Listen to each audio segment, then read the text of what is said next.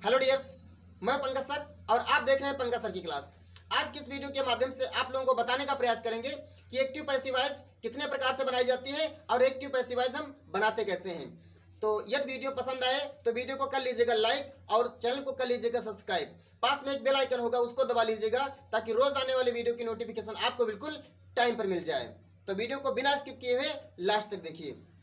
सबसे पहले बात करते हैं कि एक्टिव पैसिव वॉइस कितने प्रकार से बनाया जाता है। तो आप सभी लोगों को पता है कि टेंस जो है ये 12 प्रकार के होते हैं, मतलब टेंस जो है ये 12 होते हैं। कौन कौन से टेंस होते हैं आप लोग स्क्रीन पर देखिए।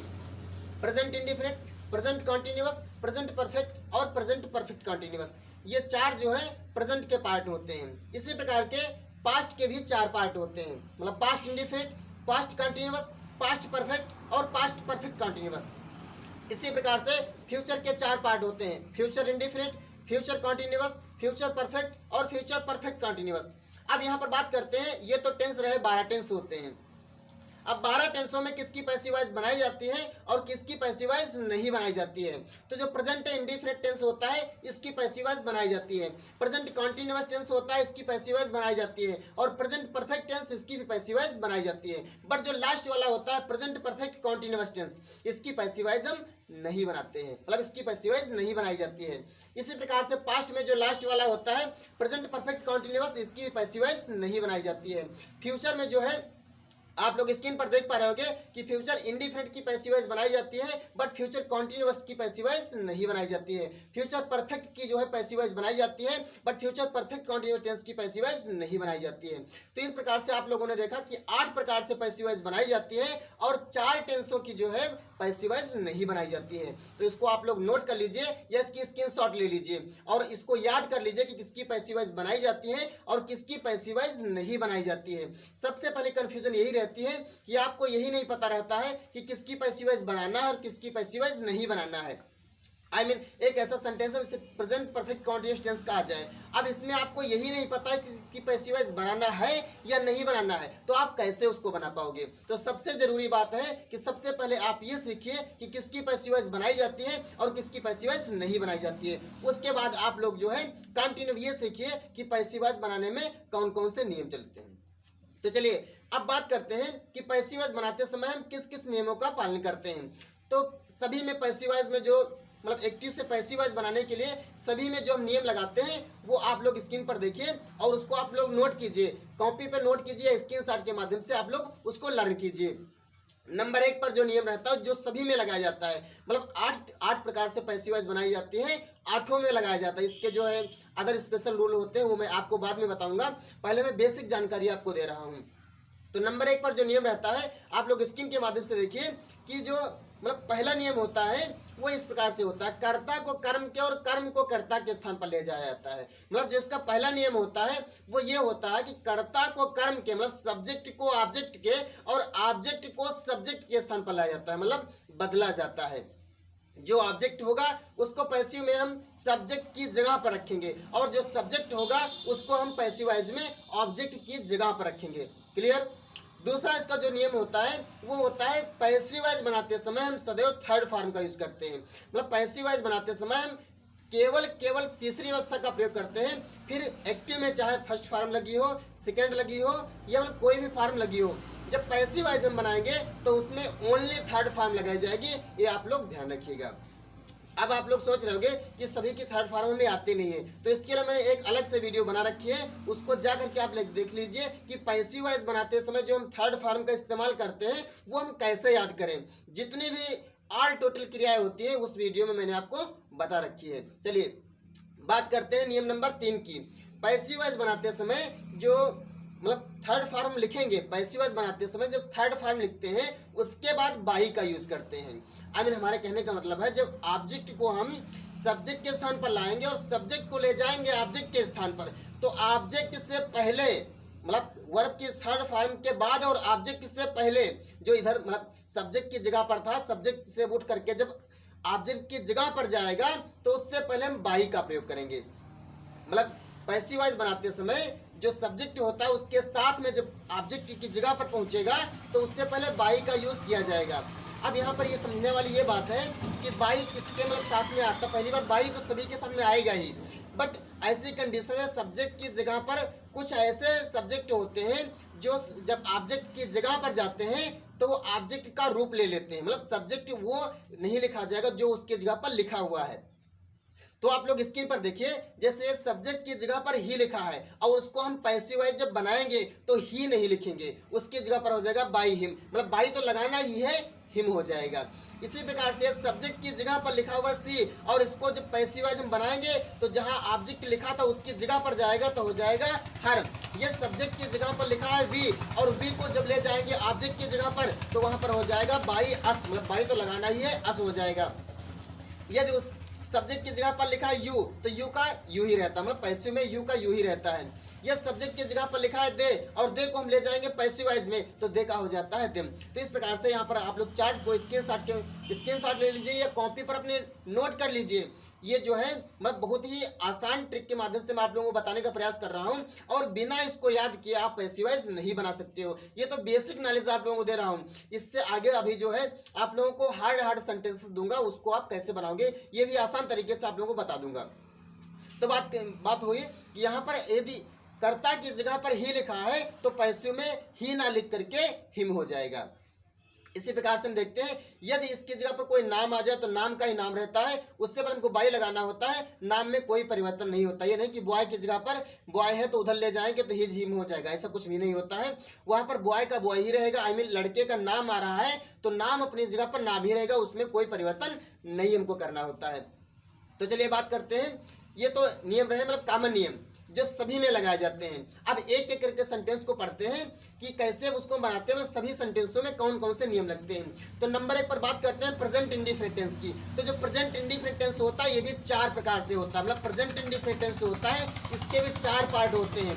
मैंने जो इसके लिए स्पेशल एक वीडियो बनाई है कि सभी टेंसों में कितने कितने पार्ट होते हैं और उन पार्टों के भी उप पार्ट होते हैं, मतलब सेंटेंस जो टेंस होता है उसके भी सेंटेंस होते हैं, 4 उप सेंटेंस होते हैं इसके, मतलब affirmative, negative, interrogative first and interrogative second type. तो ये 4 पार्ट होते हैं, मतलब प्रेजेंट इंडिफिनिट के अंतर्गत भी हमको 4 प्रकार से पैसिव वॉइस बनाना है।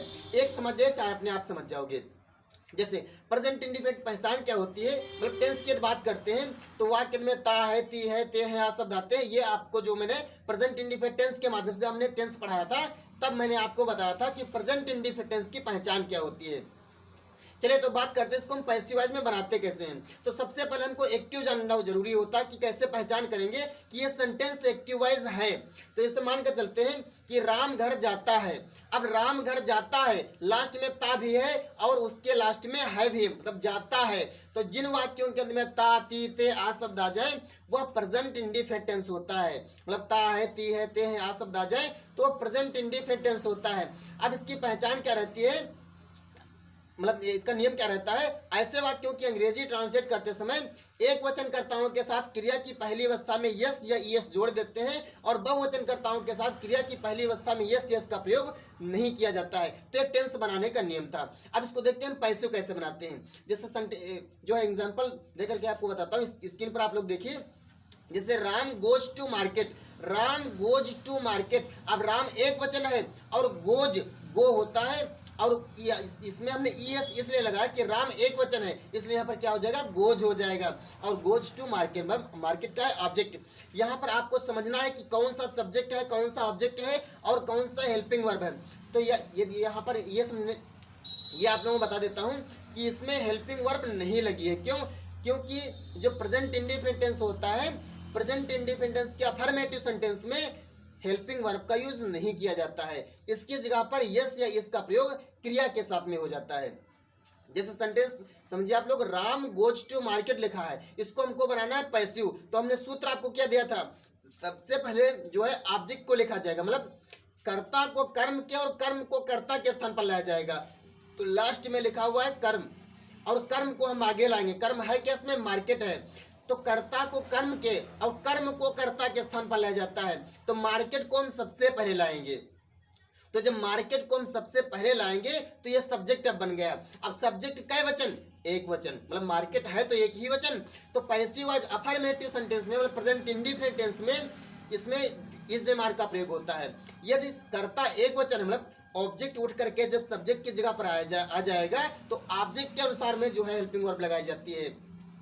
तो इसमें मार्केट का वचन है, एक वचन है, तो मार्केट यदि एक वचन है तो एक वचन के साथ में हम इज का प्रयोग करेंगे, तो द मार्केट इज हो जाएगा। सबसे पहले मार्केट लिखेंगे, उसके बाद में इज का प्रयोग करेंगे, द मार्केट इज। अब यहाँ पर गोज लिखा हुआ है, अब गोज की हमको पहचानना है थर्ड फॉर्म, तो गोज की थर्ड फॉर्म क्या होती है, गान होती है। तो यहाँ पर हो जाएगा द मार्केट इज गान। अब हमने बताया था कि इधर यदि कर्ता है और कर्ता को जब ऑब्जेक्ट के स्थान पर ले जाएंगे उससे पहले हम बाई का प्रयोग करते हैं, तो यहाँ पर हो जाएगा बाई राम। यदि राम की जगह पर ही सी इट कुछ भी होता तो वहां पर हम बाई लगा करके, ही होता तो हिम कर देते, सी होता तो हर हो जाता है, यू होता तो बाई यू ही रहता है, मतलब यू का यू ही रहता है। तो आप लोग इसको आसानी से समझ सकते हो कि कर्ता को कर्म के स्थान पर जब ले जाते हैं तो कैसे उसमें हम चेंजेस करते हैं, ये आप उस टेबल के हिसाब से बना लीजिए। और इसके ऊपर आप लोग हजारों सेंटेंस बनाइए। यदि कोई डाउट आपको लग रहा है तो आप कमेंट बॉक्स में जो है हमसे पूछ सकते हो। दूसरा इसका देख लेते हैं नेगेटिव सेंटेंस। तो नेगेटिव सेंटेंस में आप सभी लोगों को पता है जब एक्टिव वॉइस बनाया जाता है, मतलब टेंस से जब एक्टिव वॉइस बनाते हैं तो इसमें डू डज का प्रयोग होता है। मतलब यदि वाक्य के बीच में नहीं शब्द आ जाए तो ऐसे वाक्यों की अंग्रेजी अनुवाद बनाते समय एक वचन कर्ताओं के साथ में हम क्या लगाते हैं, डज नॉट, और बहुवचन कर्ताओं के साथ में क्या लगाते हैं, डू नॉट। ये तो एक्टिव की पहचान होती है। सबसे पहले आपको एक्टिव ही तो जानना है, यदि एक्टिव नहीं पता तो पैसिव कहाँ से बना पाओगे आप। तो यहाँ पर जो है मतलब एक वचन कर्ताओं के साथ में हम लगाते हैं डज नॉट और बहुवचन कर्ताओं के साथ में लगाते हैं डू नॉट। पैसिव के साथ आपको पता है कर्म के अनुसार इज एम आर का चुनाव होता है। कर्म यदि बहुवचन तो हम यहाँ पर लगाएंगे आर, और एम का यूज तो लगभग बहुत कम होता है। यदि उधर आई है, मी की जगह पर यदि आई आएगा तब यहाँ पर हम एम लगाते हैं। तो यहाँ पर ये बात करते हैं कि नेगेटिव सेंटेंस को हम पैसिव कैसे बनाते हैं। जैसे एक एग्जांपल देकर आप लोगों को बताता हूँ। जैसे लिखा है we do not go to market, we do not go to market. अब यहाँ पर वी के साथ में हमने डू नॉट लगाया, क्यों लगाया, क्योंकि वी के साथ में वी बहुवचन है, बहुवचन के साथ में डू का प्रयोग होगा, तो we do not go to market. अब उसी प्रकार से इसको भी बना दीजिए, द मार्केट को जब हम आगे लाएंगे तो द मार्केट के साथ में क्या लगेगा, इज लगेगा, तो द मार्केट इज, मतलब डू को जो हम इसमें कन्वर्ट कर लेंगे, क्यों, वहां पर डू बहुवचन के साथ में लगा था। अब कहोगे डू बहुवचन है, बहुवचन के अनुसार यहाँ पर हम आर लगा देंगे, नहीं ऐसा नहीं करना है, हमको उसमें पहचानना था, मतलब कर्म के अनुसार। ऊपर वाले में जो डू हमने लगाया है मतलब एक्टिव वॉइस में ये डू लगा हुआ है कर्म मतलब कर्ता के अनुसार, कर्ता इसमें बहुवचन है, बट नीचे जो पैसिव वॉइस आप बना रहे हो इसमें द मार्केट कई वचन एक वचन, इसलिए यहाँ पर क्या लगाया जाएगा, इज लगाया जाएगा। तो यही आपको ध्यान देने की अब बात है। तो हो जाएगा the market is, the market is goes का क्या हो जाएगा, गान हो जाएगा, द मार्केट इज गान बाई वी के क्या हो जाएगा, टेबल में जाइए आप लोग देखिए अस। टेबल आप लोग जो हमने बोला था कि आप उसको या तो नोट कर लीजिए या तो स्क्रीनशॉट ले लीजिए, तो हमने वी का बताया था बाई एस होगा, तो यहाँ पर क्या हो जाएगा, बाई एस, बाई लगा एस लगा दीजिए आप लोग। तो यहाँ पर जो है आसानी से आप जो है एक नहीं हजारों की संख्या में सेंटेंस मतलब कर्ता कर्म जो है ये चेंज करिए, और बाकी जो है जो हमने हेल्पिंग वर्ब बताई है वो तो सेम में लगेंगी। तो इस प्रकार से आप लोग समझ गए होंगे। चलिए इसका जो है नेक्स्ट एग्जांपल देख लेते हैं, इंट्रागेटिव सेंटेंस फर्स्ट कैसे बनाते हैं। तो इंट्रागेटिव सेंटेंस फर्स्ट जो होता है इसकी एक्टिव वॉइस भी आपको पता होगी कि कैसे इसको बनाते हैं। एक्टिव वॉइस बनाने से इसका थोड़ा मैं नियम बता देता हूँ। यदि वाक्य क्या से शुरू है तो क्या की अंग्रेजी ना लिख करके इसके जगह पर जो है डू डज का प्रयोग होता है। एक्टिव की बात कर रहा हूँ मैं। यदि वाक्य क्या से शुरू है तो क्या की अंग्रेजी ना लिख करके इसके जगह पर या तो हम डू लगाएंगे या तो डज लगाएंगे। मतलब डू कहाँ पर लगाया था, डज कहाँ पर लगाया जाता है, ये आपको आसानी से पता है, मतलब ये बार बार बताने की आवश्यकता नहीं है। बहुवचन कर्ताओं के साथ डू लगाते हैं, वचन कर्ताओं के साथ जो है डज लगाते हैं। बहुवचन कर्ताओं के साथ डू और एक वचन कर्ताओं के साथ में डज लगा दिया करते हैं। तो चलिए एक एग्जाम्पल देता हूँ। जैसे does she eat the food, does she eat the food, does माने क्या हो जाएगा, क्या हो जाएगा, मतलब यहाँ पर क्या की अंग्रेजी होती है व्हाट, बट व्हाट ना लिख करके यहाँ पर डज लगा जाएगा। तो does she eat the food मतलब क्या वह खाना खाती है। तो ऐसी कंडीशन में इसको हम बनाते कैसे, मतलब पैसिव कैसे बनाते हैं। तो यहाँ पर थोड़ा ध्यान देने वाली बात है, डज पहले लगा हुआ है तो डज को पहले हम इज एम आर में बदल देंगे। क्यों, क्योंकि यहाँ पर जब पैसिव वॉइस बनाते हैं तो इसमें इज एम आर का चुनाव किया जाता है, मतलब उसमें एक्टिव वॉइस में डू डज लगाया जाता है और डू डज को हम चेंज करते हैं इज एम आर में। तो यहाँ पर ईट द फूड लिखा हुआ है, अब फूड का वचन एक वचन, तो ऐसी कंडीशन में यहाँ पर इज लगाया जाएगा। तो इज द फूड, ईट का क्या थर्ड फॉर्म होता है ईटन, तो यहाँ पर हो जाएगा ईटन, और बाई सी लिखा है तो सी के क्या होता है हर। हमने टेबल में बताया था सी का क्या हो जाएगा, हर हो जाएगा। तो इस प्रकार से ये सेंटेंस भी आसानी से बन गया। चलिए बात कर लेते हैं इंट्रागेटिव सेंटेंस सेकंड टाइप की। सेकंड टाइप जो सेंटेंस होता है इसको हम कैसे बनाते हैं, तो इसकी पहचान भी होती है। यदि वाक्य के बीच में क्या, कब, कौन, कैसे, कहाँ, कितना, कितनी, कितने इत्यादि शब्द आ जाए तो इसकी अंग्रेजी हम सबसे पहले बनाते हैं, उसके बाद जो है हेल्पिंग वर्ब का यूज करते हैं। चलिए एक एग्जांपल देकर के आपको बताता हूँ। जैसे why does he go to temple, why does he go to temple. अब इसको हम पैसिव कैसे बनाएंगे, तो व्हाई अपनी जगह पर व्हाई ही रहेगा, डज जो लिखा था डज लगाएंगे। अब टेम्पल के अनुसार इज हम अगर चुनाव करेंगे तो टेम्पल का वचन एक वचन, इसलिए यहाँ पर हो जाएगा इज। तो इज टेम्पल मतलब व्हाई इज टेम्पल, और गो के क्या हो जाएगा गान, और ही लिखा ही क्या होता है बाई हिम। तो इस प्रकार से आप लोगों ने देखा कि जो प्रेजेंट इंडिफिनिट टेंस होता है इसके चारों सेंटेंस हमने आपको बताया है। यदि इसमें आपको कोई डाउट लग रहा है, मतलब ऐसी कोई दिक्कत जिसमें जो आपके समझ में ना आई हो, वो आप लोग जो नीचे कमेंट कीजिए, उसको मैं आसानी से बताने का प्रयास करूंगा। आप लोग जो है स्क्रीन पर होमवर्क दे रहा हूं, इसको आप लोग जो है बनाइए और कमेंट कीजिए। यदि कोई डाउट है तो हमसे संपर्क कीजिए।